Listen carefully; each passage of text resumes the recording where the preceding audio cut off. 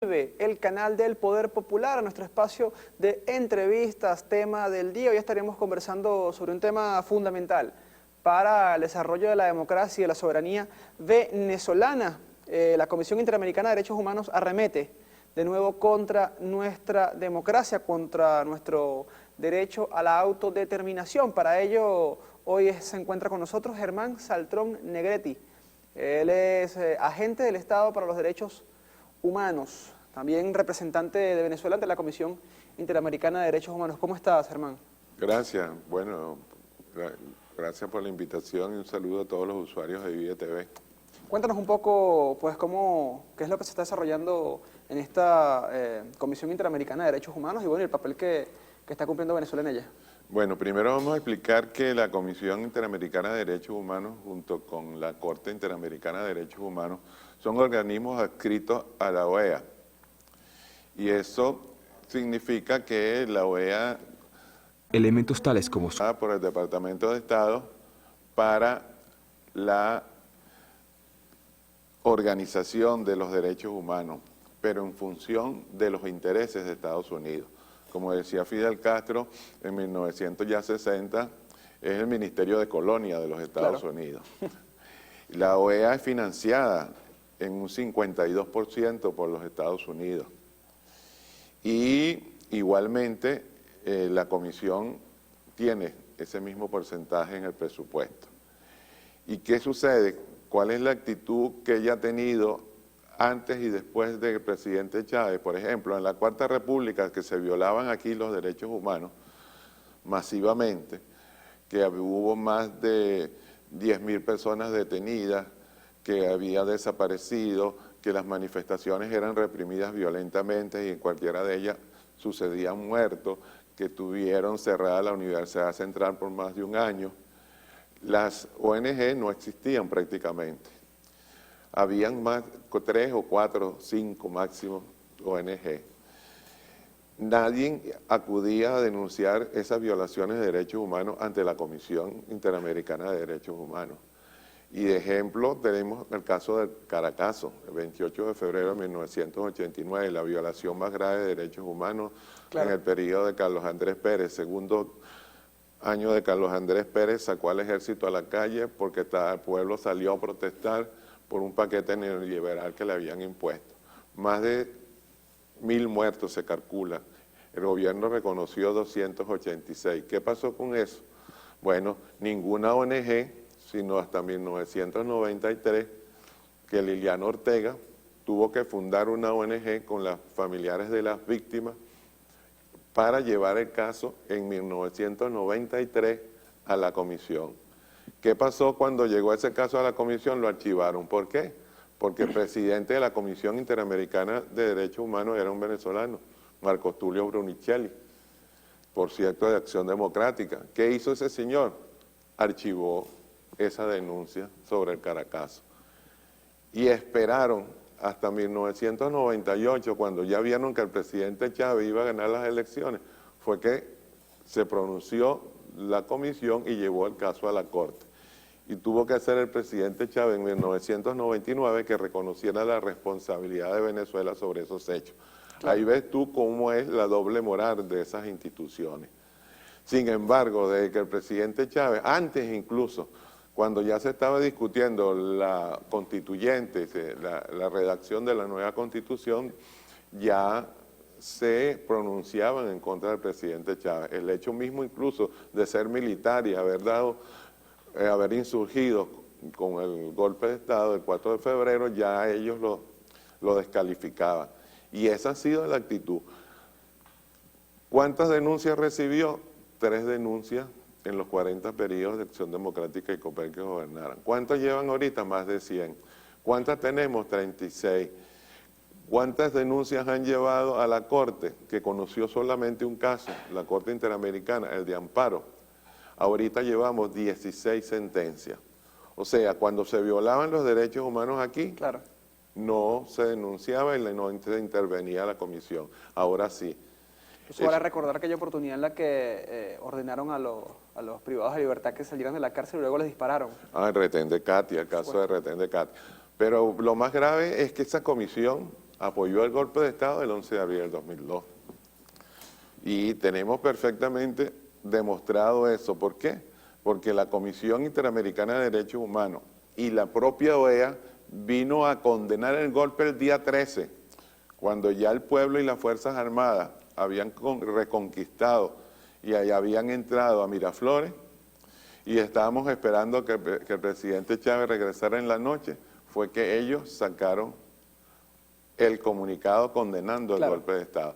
Y algo más grave, y algo más grave que también hemos cometido las ONG, que ahora aparecen como adalid de los derechos humanos, es que ninguna de ellas, ninguna ONG venezolana, pidió una medida cautelar para proteger la vida del presidente Chávez cuando estuvo secuestrado por los golpistas. Tuvo que venir una organización y una ONG colombiana, Minga, a solicitar la medida cautelar. Claro, estas ONG en defensa de los derechos humanos deberían ser, digamos, en cierto modo imparciales desde el punto de vista político partidista. Claro, deberían denunciar toda violación de derechos humanos independientemente del gobierno que sea, pero ellos utilizan eso políticamente, porque acuérdate que esas ONG son financiadas por los Estados Unidos, claro. Y entonces les pagan para que hagan la política que les dice. Son un brazo de partido, un brazo ejecutor de política. Un brazo de política a favor del imperio, a favor de los Estados Unidos y sus aliados. Claro, es interesante también ver que, bueno, Estados Unidos no está inscrito en esta Comisión Interamericana de Derechos Humanos y son los primeros que exigen el cumplimiento de unas leyes a las cuales ellos no están sujetos. Así es, fíjate, Estados Unidos internacionalmente en Naciones Unidas es el país que menos ha firmado de pactos y declaraciones de derechos humanos.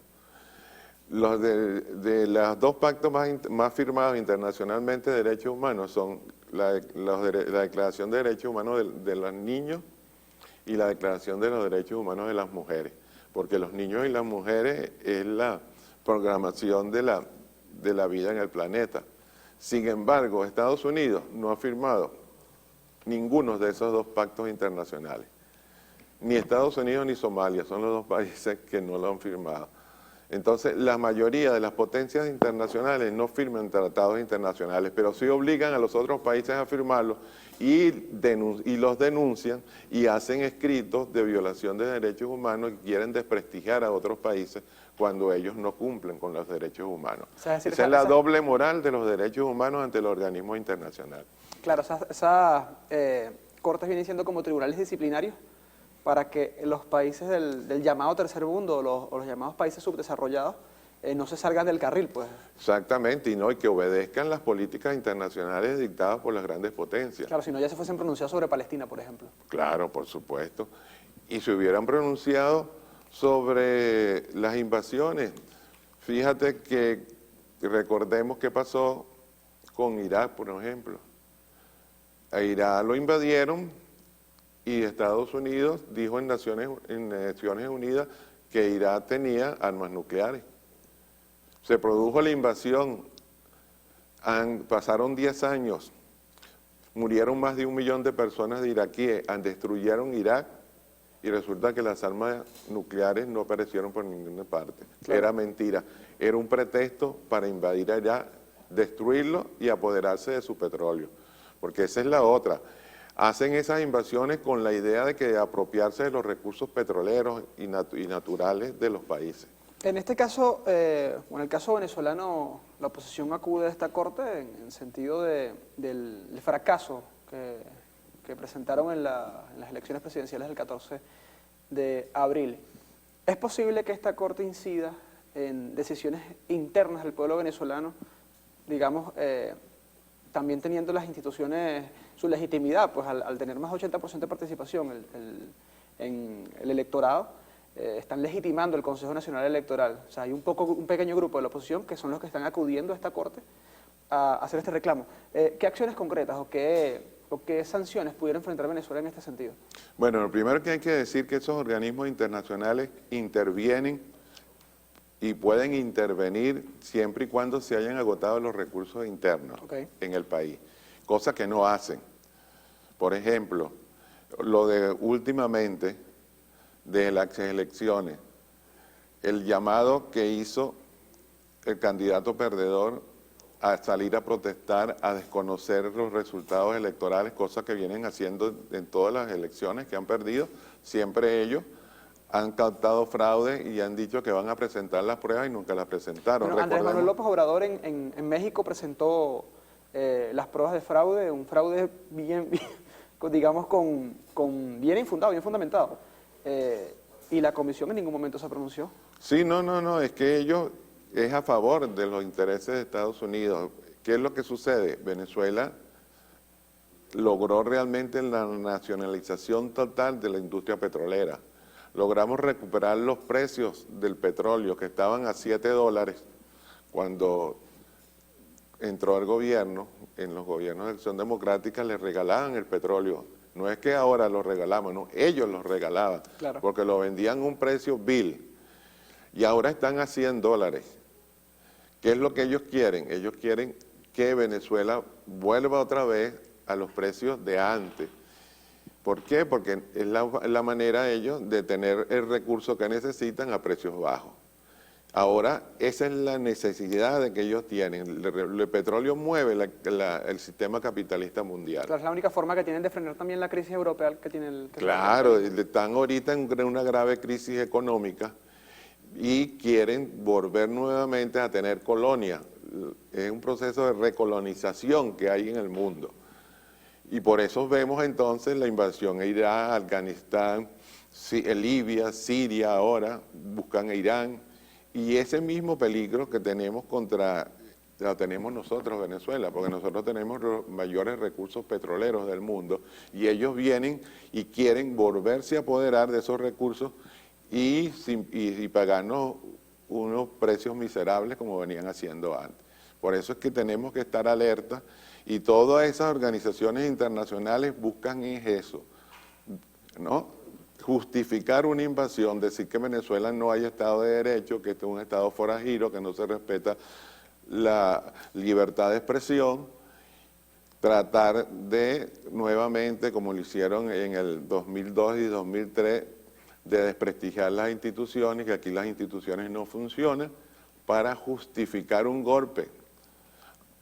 ¿No? Por supuesto, los golpes los dan los militares generalmente junto con el pueblo, pero aquí el pueblo está a favor de este gobierno. La teoría del pez y el agua. Claro, así es. Y bueno, pero tenemos que estar alerta porque eso es lo que buscan. Buscan nuevamente tratar de crearnos conflictos internos, que aquí llamar a la gente a la calle a protestar, enfrentar pueblo contra pueblo para justificar entonces una intervención de los organismos internacionales y una intervención de los Estados Unidos. ¿Qué papel está cumpliendo el gobierno nacional? ¿Cuál debe cumplir el pueblo venezolano? El pueblo venezolano tiene que estar alerta, saber que todo esto es mentira, que no hay ningún fraude, que Venezuela tiene el proceso electoral más transparente y confiable del mundo, que aquí el sistema es totalmente sistematizado, que no hay manera de hacer fraude, porque para activar la máquina es con las huellas digitales que garantiza una persona un voto. Y se hace un conteo automatizado. No hay manera de hacer fraude y eso lo ha reconocido el mismo Jimmy Carter cuando estuvo aquí. Acuérdense que aquí tuvo César Gaviria, que era secretario general de la OEA, y estuvo Jimmy Carter, el Centro Carter, interviniendo en el conflicto que nos criaron en el 2003 y el 2004. El presidente de Estados Unidos, Jimmy Carter. Jimmy Carter, sí. Y él demostró después que del referendo, que ellos desconocieron también, dijo, no, Venezuela tiene el sistema electoral más perfecto del mundo. Entonces, no hay manera de poder deslegitimizar a la CNE y decir que aquí hay fraude. No van a poder demostrarlo tampoco en el Tribunal Supremo y hay que esperar que el Tribunal Supremo se pronuncie para que el candidato perdedor pueda acudir ante los organismos internacionales. Por supuesto. Ante estos ataques de la Comisión Interamericana de Derechos Humanos, bueno, detrás de ellos tiene que estar alguien. Se escucha el nombre de Felipe González. ¿Quién es este personaje? Felipe González es uno de los comisionados actuales de esta CIDH, de la comisión. Ese es un un abogado chileno que incluso defendió la dictadura de Pinochet y que ahora tiene la misión de estar acusando a Venezuela, como lo tenía antes Santiago Cantón, por lo menos, que era el secretario ejecutivo. La comisión es algo virtual. La comisión se reúne nada más que en 3 periodos al año, 3 semanas. O sea, ellos se reúnen 1 mes y medio al año. Eso quien lo maneja es el secretario ejecutivo y es una comisión nada más que para acusar a los países que no estén de acuerdo. Por ejemplo, ahorita tienen a Bolivia, tienen denuncias contra Ecuador, tienen denuncias contra Brasil. O sea, los países independientes, soberanos, son los que tienen denuncias en la comisión, porque ese es el objetivo de la comisión y de la Corte, hacer aparecer los países soberanos que no responden a las políticas de Estados Unidos como violadores de los derechos humanos. ¿Existirá alguna denuncia por allí sobre la violación a los haitianos que realizaron los cascos azules, por ejemplo? Ninguna. Y además se atrevieron incluso a hacer informes de violación de derechos humanos. A nosotros nos tienen, junto con Cuba. Esa es otra cosa que es inconcebible. Cuba la expulsan en el año 1962 de la OEA. Al estar expulsada de la OEA, No la pueden sancionar. no la pueden sancionar. Y a Cuba la sancionan todos los años. Entonces nos tienen como violadores de derechos humanos desde el 2002 a Cuba, a Haití, a Venezuela y a Colombia. Y ahora a Honduras. Claro, viene siendo como es generar una justificación moral, pues. Claro, para sancionarlo y aparecer como nosotros violadores cuando aquí ahora es que se está respetando los derechos humanos. No solamente se respetan los derechos civiles y políticos, sino se respetan los derechos económicos. Aquí nunca se había cumplido con la pobreza. La pobreza es la violación más grave de derechos humanos, no solamente en Venezuela, sino en el mundo.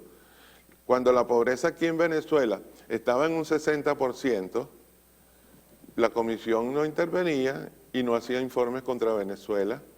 Ahora que hemos reducido la pobreza, que estamos garantizando la educación, la salud, hasta la vivienda, Venezuela entonces aparece como violadora de los derechos humanos. Algo totalmente absurdo que te demuestra que la idea es ponerle el dedo a Venezuela para justificar cualquier intervención posterior. Bueno, en los últimos años también se ha visto que Estados Unidos ya no está invadiendo naciones en América Latina. Se han visto nuevas formas, por ejemplo está el golpe de Honduras, el golpe de Estado en Paraguay, que fue un golpe meramente jurídico. En el Medio Oriente se ve también pues que han variado la manera de, digamos, de cambiar gobiernos. Ya el gorilato en América Latina no se concibe. ¿Cuál sería el posible movimiento que haría Estados Unidos para Venezuela? ¿Es posible una iraquización de Venezuela? ¿Es posible, por ejemplo, trasladar el escenario sirio a Venezuela, que también inició con un conjunto de sanciones de parte de la ONU, también inició con una especie de golpe jurídico y que, bueno, actualmente se le acusa ya hasta de poseer armas químicas al gobierno de Bashar al-Assad? ¿Es posible que ese escenario sea trasladado a Venezuela? Bueno, lo primero tenemos que decir que afortunadamente el comandante eterno Hugo Chávez hizo algo no solamente en favor de Venezuela, sino de América Latina, que es la integración de América Latina, ¿verdad? Que inició con el ARBA, que se inició contra el ARCA en Argentina. El ARCA es el pacto de comercio, Tratado de libre comercio, que quería implantar Estados Unidos con cada uno de los países independientemente de América Latina. y que ahora el campesinado colombiano está sufriendo los embates del mismo. Exactamente. Entonces, fíjate qué es lo que ha logrado el presidente Chávez. Logró la integración. Empezamos con el ARBA, después pasamos a UNASUR y ahora tenemos la CELAC. Esos organismos integrados y ayudados por cada uno de los países nos están garantizando que no nos intervenga, que en caso de una agresión ellos pueden ayudar al país agredido. Eso es lo que ha impedido que Estados Unidos aquí en América Latina nos tenga de nuevo en las manos. Esa integración la está cuidando el presidente Maduro, tenemos que cuidarlas todos porque eso es una garantía de una invasión. Por eso es que hay que mantenerla. El presidente Maduro viajó precisamente a Brasil, Argentina, Uruguay, para mantener esa unión. Tenemos que preservar esa unión porque eso es una garantía de que no nos pase lo que le ha ocurrido a Libia y a Siria. Por supuesto. Ahora es posible tener, digamos, espacios también para la revisión de la democracia en la CELAC, en la UNASUR. Por ejemplo, porque Estados Unidos juega más hacia el lado de la OTAN, que, bueno, casi que el 80% de sus miembros integrantes son europeos, que para América Latina. ¿Es posible tener espacios así dentro de la CELAC o dentro de la UNASUR? Claro que sí. En la CELAC, fíjense, la CELAC es la OEA sin Estados Unidos y Canadá. Esa es la CELAC. Y todos esos países estamos decididos a ser independientes. Que no vamos a ser colonias como antes. Y regional, y es la forma de ser independiente y no caer en manos nuevamente de los países imperiales. Por eso es que tenemos que luchar y desarrollar esos organismos y estar consciente todo el pueblo venezolano de que tenemos que apoyarlos. Entendiendo que bueno, este proceso que se está realizando y también esta defensa de Venezuela que se está llevando a cabo en esta Comisión Interamericana de Derechos Humanos es bastante abstracto, pues, porque no es algo que se palpa en la cotidianidad. Por último, ¿cuál sería su mensaje, pues, para las personas que nos ven a través de Vive, esa compañera que está allí en su hogar desayunando, que no entiende, que dice, bueno, es posible una invasión en Venezuela y que hay mucha gente que se ríe de esto, pero que de verdad es algo sumamente serio? ¿Cuál sería el mensaje de Germán Saltrón? Bueno, el mensaje es estar alerta, eso es una realidad, puede perfectamente plantearse. Nosotros tenemos que estar alerta para actuar en contra de eso, no caer en las provocaciones, no pensar, por ejemplo, que el candidato perdedor que llamó a la calle al pueblo para enfrentarlo, que ocasiona la muerte de 10 personas, que hay más de 76 heridos, que eso pueda quedar impune. Necesariamente tienen que actuar las autoridades, porque eso es lo que quieren llevarnos a un conflicto interno para justificar la invasión. Tenemos que estar alerta y no dejar caer en provocaciones y defender al gobierno en ese sentido, porque lo que se quiere es desprestigiarnos para justificar y volverle a poner la mano al petróleo venezolano. Ese es el mensaje real, alerta, porque nos quieren llevar a un estado de guerra y no lo debemos permitir.